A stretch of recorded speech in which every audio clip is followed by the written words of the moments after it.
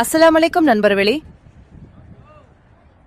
இன்று நாம் நபிகள் நாயகம் ஸல்லல்லாஹு அலைஹி வஸல்லம் அவர்களின்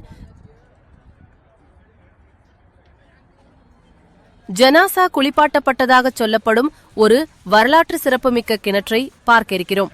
இந்த கிணறு மதினாவின் குர்பான் பகுதியில் அமைந்துள்ள அல்பீருல் கார்ஸ் ஆகும்.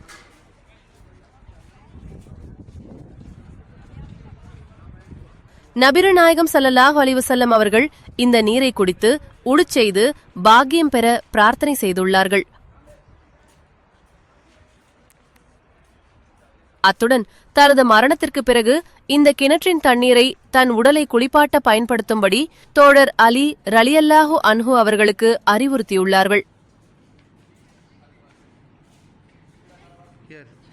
இந்த புனித நீர்ப்பட்ட இடமெல்லாம் அன்று ஒரு தெய்வீக அமைதியும் புனிதமும் சூழ்ந்திருந்தது.